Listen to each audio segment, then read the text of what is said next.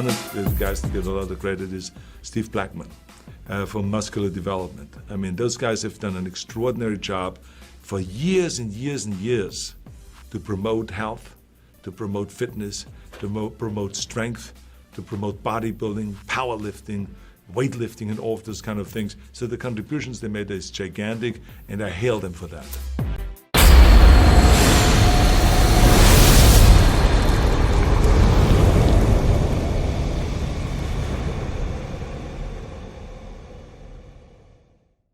Hey everybody, welcome to the Ron Line Report. We got a great guest today. You know him before as a top 212 pro. He is now a top classic physique pro, joining us all the way from Florida, right? Florida? Miami, yes. Miami, of course, Miami. Alex Cambronero, joined by his lovely wife, Maggie. Welcome, guys. Welcome. Hi, guys. How you doing? So the last interview we did was right before the Olympia. I haven't really talked to you since the Olympia, so I know it's been a while, but let's recap the Olympia, how that went, because you did pretty well. You got a top 6. You know, you probably could have done a little better. It's all a matter of opinion. But how did you see the last Olympia show?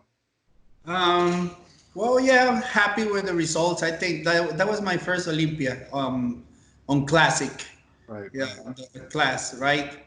And I think I paid some dues by being my first, which not very happy with the place. I think it's a really good place. Don't get me wrong, but top 6 the first time in a new division. Come on. Exactly. You know, but I wasn't the only one either. Yeah. You know, so it's not like something that, you know, I'm just the only one doing my first show and placing that way. But yeah, a little bit. I don't know. I'm comfortable with the results, but you know, I'm looking forward to doing better this year, of course. What kind of feedback did you get from judges or anybody on what they would have liked to see more of you or less? You know, what did they want to see improved from that show? Well, Ron, I really didn't see anybody telling me something in special. You know, I think I feel all the spots that you need to, you know, in order to compete against these guys. I think my the experience in this class is completely different than the 212.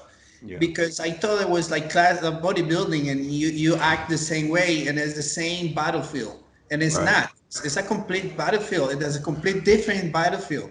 You know, when you probably use your tools and to compete against some guys and imposing that give you some advantage, and now that advantage changed. Or maybe it's not even a factor in the competition. So you have to create new tools and a new way to fight on stage, you know, which is something that I just learned this year, especially in the Olympia, which, you know, the environment is completely different. And the impression of the judges have to be faster, which I already have the way to impress in the 212, the way that I know. Yeah. And I don't have that yet, or at least I didn't have it in last year on those competitions. Okay. So, you know, the Olympia a week later was the Yamamoto Cup in Italy. Had you always planned on doing that show, or was that kind of a last minute decision to go there? It was a last minute decision, yes, because I got invited by the Yamamoto people. Okay. Which I have a good relationship, you know, so they invite me to go. Neil also told me it was a good opportunity, and it was just 1 week after the Olympia, so it was perfect, you know, and you don't have to suffer that much into dieting or anything. So it was a good opportunity to do that show. And plus, you got to go to Italy, right? I mean, come on. Yeah, that was fun. And if you allow me to chime in, I think, you know, I honestly, and this is just a wife speaking on the sideline here, but I think what Alex is referring to mostly at the Olympia was, you know, I don't think he got an equal comparison. I think he was, you know, it was more like, you know, the division, he was kind of brought into the division from the 212, and he was brought into like a division where there was already like a top 3, top 4 that people were mainly, focused on. And it's not to critique the judging or anything like that. It's not. I don't want to be misunderstood, but I think he really didn't get. If you saw the Italy show after post Olympia, you were able to see that he was equally compared to Brian, which is a champion in the division. Yeah. A very, very good developed guy that has been dominating the division for a while now. Yeah. And he went toe to toe on some poses with Brian, not taking any credit away, of course. But I think that Italy was really where Alex was able to kind of, hey, I'm here. Hello, I'm not a 212 bodybuilder. I'm a bodybuilder, and I think a lot of people now in the division feel that classic isn't bodybuilding. Well, it seems like they're trying to make it different from bodybuilding. Exactly. And I think it all started at the Arnold Classic a year ago when Steve Laureus lost to George Peterson. And a lot of people said George Peterson's more like a bodybuilder. He should never, as long as Steve Laureus is in great shape, Steve should beat George if you're going by that classic ideal. And I think the Olympia went that way. Just curious, Alex, did you get a comparison at the Olympia with Brian and Bumstead? Did you ever get to stand next to them in the judging? No, I didn't. You didn't have. No, I have a comparison with a guy is from China. Cheng. And I should know his name. It's Cheng. Yeah, I know who you mean. It's fifth place. I think he plays fifth, and he Yeah. got a comparison, with Keon, which was something that we did in New York as well. Right. But he was never stood next to Chris or George or Brian until we got to Italy. I'm curious. You guys, did you get to do some sightseeing? We there like a couple extra days in Italy? Yeah, we stayed. Yeah, we went to Rome, and then we went to Venice. Yeah. Venice. So we have a great time because we actually have the opportunity to go everywhere. And in those 3 days that we stay, we have some people in Venice that they treat us really nice, and it was really good. It was really good. That actually were vacations after the Olympia. You guys did the gondola ride, the little boats with the guys. Yes, we did. With the singer and everything. That was very fun. That was the funniest thing. You have to do that if you go to Venice. If you don't, it's like, why'd you even go to Venice, right? But so I see all the Redcon gear, Redcon 1. So did that happen shortly after the Italy and the Olympia, where you guys got signed? Yeah. We have some offers, some other companies, good companies, and the offers were not as good as Redcon. But beside that, the Redcon offer was better. We were thinking about a company that is into commitment with the athletes, which I think that many companies. I think this is the one of the companies that most commitment have with the athletes in every way. And then when you see the gear, that's because they treat you that way. They kind of like everything that you need. We have no limits, so it's kind of like treat you really good. They pay attention to everything that you ask. They answer all the time. So I think it was a very perfect fit for me to join the company. And the company is from here, from Florida. Yeah. So, it's Boca Raton, right? It's Boca Raton. It's like an hour from us. Okay. So it's like kind of perfect. Have you been up to that Redcon gym up there? I did. We have some videos that they're already there in the Redcon 1 YouTube channel. Yep. And we did some videos over there, and then we went to a seminar and the presentation of the team that we have as the athletes. Yeah, I'm trying to think. So you're on the team now. George Peterson III, Cedric McMillan, Luke Sando. I think James Hollingshead just joined. I think there's even a couple more. Aaron's really doing a great job signing athletes lately. Yeah, they're good. They really are what they preach. Like Alex was saying, it's they're a family. They invite us everywhere. They've treated us good, and they give us a lot of good gear. So have you been to Aaron's house? Not yet. No, not yet. No. I think it looks like it's about the size of a high school. It looks pretty Yes, big. probably is. They got a really cool pool. We see the pool. We see the pool. Cool. So the Olympia and that show was over. You've never done the Arnold Classic before. What made you decide? Did you get together with Neil and try to figure out where to go next for 2020 and decide on the Arnold? Yeah, I was about to do the Arnold as a 212, before they took it out. So we were at the Olympia. I was talking with Sean Clarita about it, and he was telling like I want to do the Arnold. I was like, man, I want to do the Arnold. That wasn't they took it that year. Yeah. So it was pretty bad, and now that they have, I actually asked for last year, and Jim, I asked Jim Mannion. He told me that it's not possible because I never compete as a classic. I was, I placed 8th at the Olympia as a 212, but never compete as a classic. Right. So in order to compete at the Arnold, I have to do a classic show at least. Something like that. So it was out, but I was thinking about it since last year. So this year everything comes together, and now I'm doing it all in. Did you apply or they asked you? How did it work? We just sent the contract and they approve it, and it's pretty much pretty simple. Yeah. You're gonna have a great time. They run that show so well. They really do. The Lorimers and that whole team that they have there in Columbus.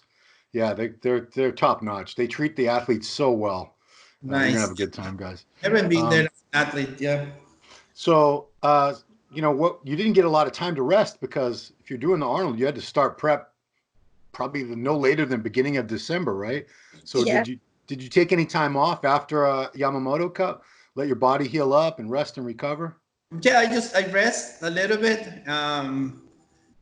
I came, I think on Monday, and then I visit the Dragon's Lair probably Thursday. They received me with legs training. Huh?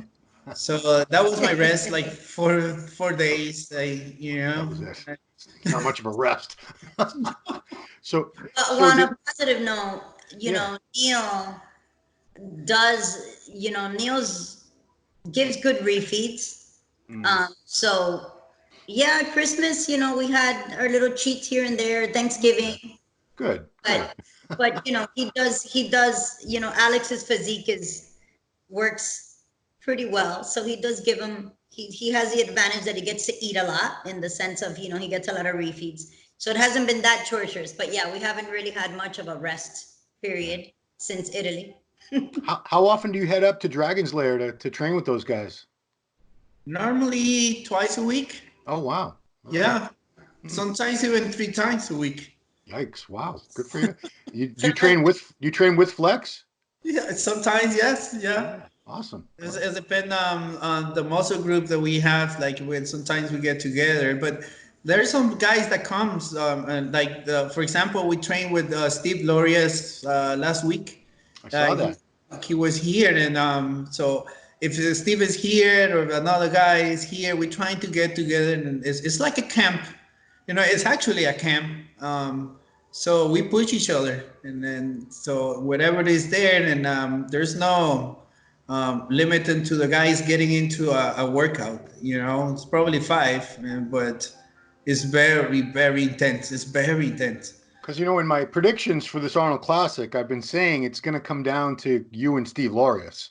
Just like last year at this time, I knew it was going to come down to George Peterson and Steve Lorias, just based on who was doing the show, and I know what everybody looks like. And knowing that you guys are probably going to be the last ones fighting for first place, you have the same coach, so you guys you're on the same team, kind of, but only one of you is going to win. It was kind of awkward knowing one of you is going to beat the other one in 2.5 weeks. Yeah, kind of awkward, and just and think about it. If you analyze it very deep, because really is Neil have been doing a good job in put this team together as a family, right? Yeah. But on top of that, when you have the character of Neil, you attract the same character of people. which is a very competitive individuals, right? And in my case, I'm a very competitive individual. So if I train with you, I'm not gonna make you doing it less. I'm gonna push you, Yeah. and I want to beat you. I'm clear with you. I'm gonna beat you in your best shape. Don't get sick. Don't go out. Don't go out. Don't fucked up. Don't do it because I want to beat you in your best shape. And Steve knows that. And we're friends. We talk.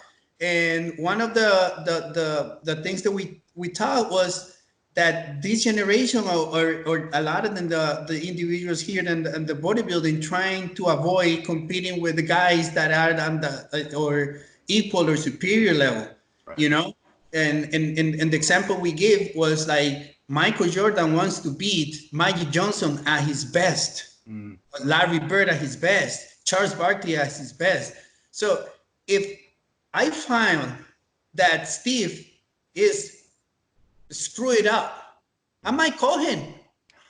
I posted, what the fuck are you doing? I don't want any excuse. If you beat me, you're gonna beat me on my best, and I'm gonna beat you at your best. And he's happy to do the same thing.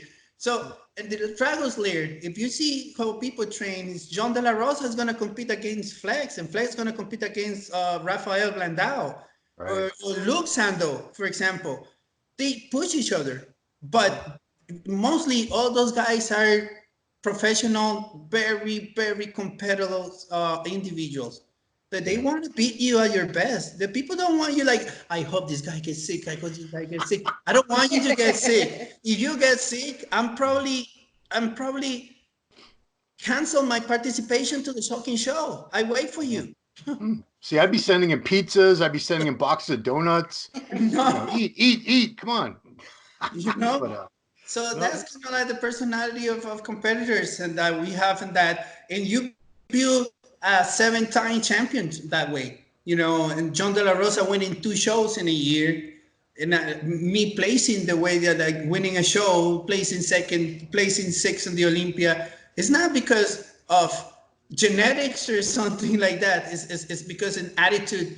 And I don't think that most guys train less than us. These guys are training crazy, but the attitude, the professionalism, and that kind of connection with, you know, of helping and push each other is completely different. That make a lot of difference, you know. how long you been working with Neil now? About first time was on Almost 3 years. Almost 3 years, yes. Oh, wow. Okay. Almost. We're almost there. This year it'll be 3 years. We started late 2017. Okay. Yeah, for some reason I thought he didn't start working with you till he switched to Classic, but clearly I was wrong on that. So it's been almost 3 years. We did the Europa as a 212 where Alex won. Yeah. Before that, he had done Chicago, and he did one Olympia with Neil, because the other one he had him sit out. Okay. Yeah. The Olympia that Alex didn't show up at, he said, no, we're taking a break and getting you back. But it was late 2017. Okay. So, you know, you've had all this time with him. He's been working with you on your training, your nutrition, everything. What about your physique when Neil looks at you? Does he still want to improve on? Because I know he's a perfectionist. His is extreme perfectionist. That he's very extreme. That's why when I told you that we came from Italy and I rest. Yes, I'm supposed to rest and eat. Yeah. But he didn't stop me to asking me how much I weigh. It's like, but you told me that I can. Yeah, how much you weigh? You know. And then Thursday I'm like, I'm supposed to resting, and now I'm, you know. So because he's extreme on in that sense, right? What's the question? I forget what he feels you should improve. Yeah, what does he want? What does he want to see improved on you? We were my body, and for Classic, it was very balanced. I was missing hamstring thickness in my hamstrings, and probably the side post, right? Yeah. That was last year. So we put a lot of emphasis in that area, and we're working really, really hard in that area. I don't think we have any problem in that area anymore. It's just going to be shown in the Arnold, obviously. But If if you analyze in the body development that I have competing as a 212, the shoulders, back, abs, chest, even a hand, a quads, and all development. In order to place 8 in the Olympia, you cannot miss all these parts, body parts. Undersized. You don't understand. Those body parts have to be there already. Well, you wouldn't even get to the Olympia if you're missing body parts, you know. You You know, wouldn't be- so it's not something that I've been having never missed. You know, I never missed. In a back shot at competing as a 212, I did four pro shows that I won as a 212, and I always won the back shot. So it's not something that I'm missing. You know. Do you think you look different now as a classic competitor? Is there anything different about your physique than when you were winning 212 shows? Or do you look pretty much the same? I'm a lighter, obviously. I'm lighter, but my details are better now. I'm much better. From the back and from the side. The details are completely different. My posing changed. There's something that when we talked last time, we were talking about the vacuum, which I don't like the vacuum. It's not that I don't like, but I'm not a fan of the vacuum pose.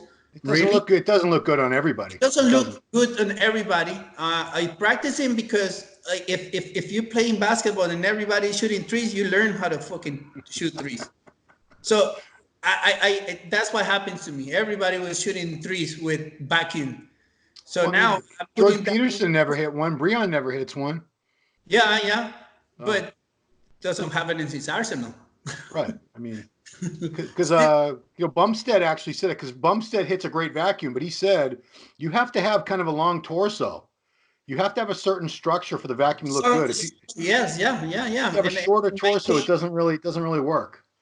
But. No, in my case, I have abs development. If you see it when I shooting, you can see the muscles. I pushing like really hard like that. But I put this in my arsenal, and the purpose of that is to give that classic look that most people talk that I don't know where they come from. The classic look. I mean, but that classic look, and I put it on the. If I don't missing nothing in my body development, so the posing is what you're asking or the industry is asking, so I put it out there. Yes. Okay. Now you guys are also promoters. You put on a huge event. I think will this be the third or the fourth year? You guys promote the Latin American Championships. That's LatinAmericanChampionships.com in your home country of Costa Rica. It's been in October. What's the date for this year, for 2020?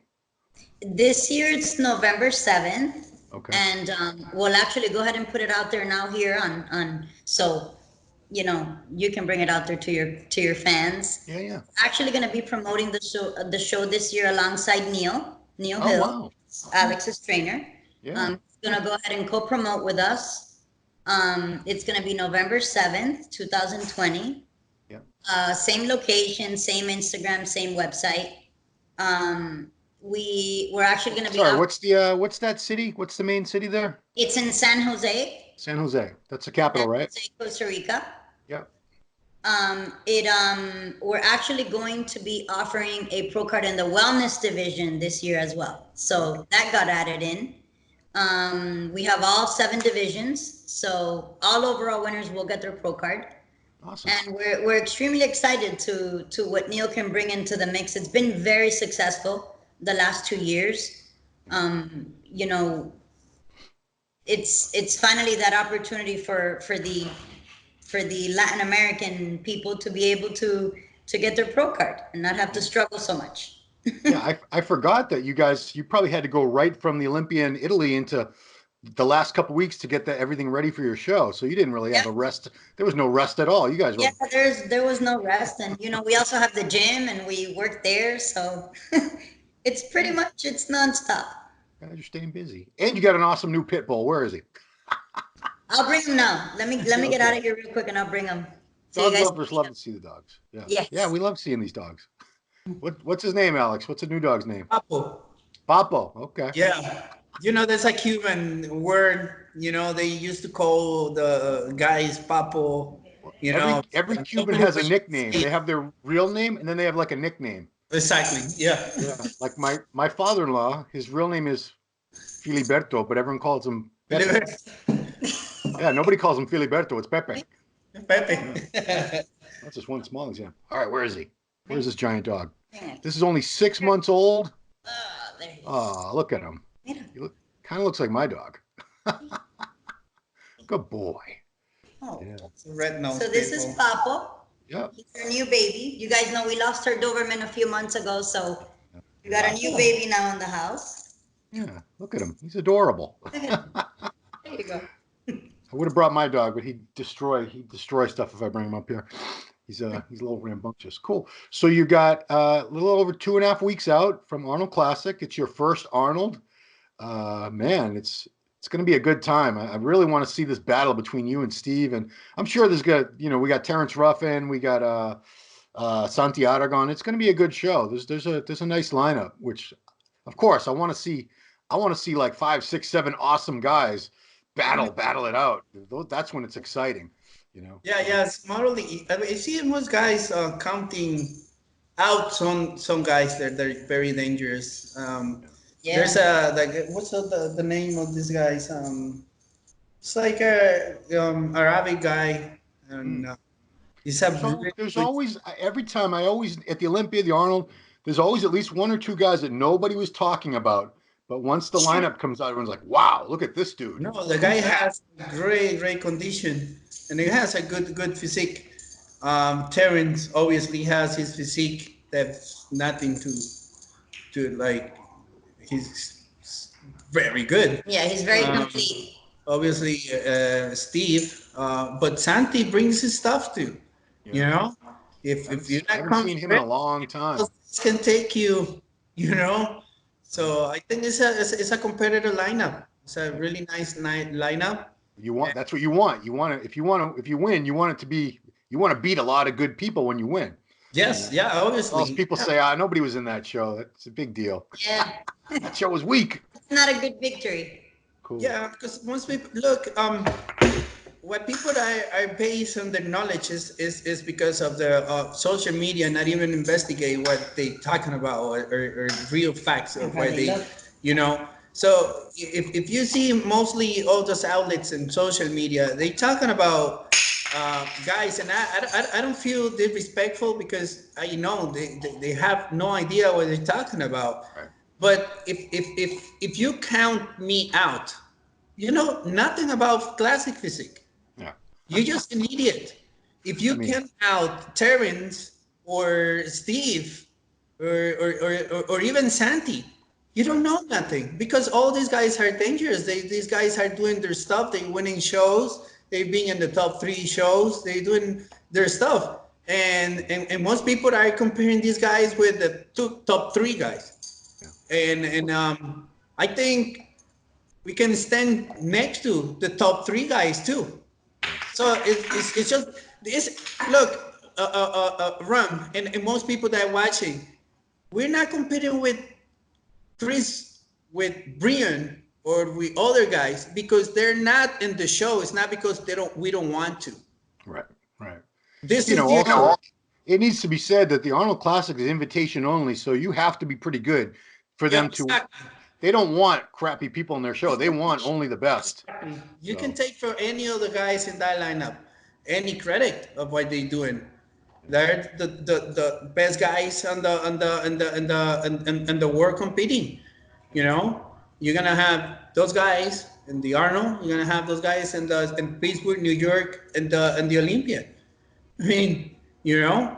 And I'm not saying that the other shows because if you win a show anywhere in the world, you know, you are one of the best in the world, obviously, you know. So most people are balanced only if you're good, depend of how famous or how much do you see but no, make no mistake, there's a very, very good lineup in the Arnold this year. Yeah. And I mean, Classic is one division where every year there's going to be 2, 3, 4, 5 guys nobody's heard of that are awesome. You know, like that Chinese guy that was 5th place. I never heard of him before. I'm like, who the hell's this? And he was, gets first call out. I was like, oh, he's really good. But that's how Classic's going to be for a while still. Exactly. You're getting guys coming out of 212, guys coming up from men's physique. You got, guys just turning pro. It's the most exciting division as far as I'm concerned, because it's got the most new talent coming on the rise all the time. I think it's mainly too because of the growth that the IFBB has had recently, in the sense that it has opened up internationally, and a lot of aside from the American athletes that we've named, there are a lot of names out there. Like I'm sorry, I don't know his name, but the Chinese competitor. I feel really bad now. Guys from Iran that can't compete, etc. But it's opened up to a lot of people that we haven't heard of, and now they've come up and joined the ranks. So I think kudos to the IFBB for doing that, and now we see in all divisions, not only in Classic. I mean, we see this even in the women divisions. Yeah, I mean, especially there's all these Arnold amateur shows around the world. There's Olympia amateur shows. You guys, you're going to turn some new people pro in Costa Rica this year. I mean, it's so many opportunities that just didn't exist up until very recently. So it's exciting, because it was like America kind of dominated the sport for a very long time, just because we were the only ones that had a lot of opportunities to turn pro. There were always really good people around the world that just we never saw them, never heard about them. You would really only see it at the Arnold Classics, which is where they were able to turn pro, and then a lot of them would then go on to, hopefully getting an invite and going on to these shows. But now you're seeing it at a lot of like the New York Pros and a lot of these other, pro shows that are out there that have given these guys the opportunity, including the Olympia, when they qualify and win, Yeah. Well, you guys have had a long day. Alex is in prep. He's exhausted. I can see it.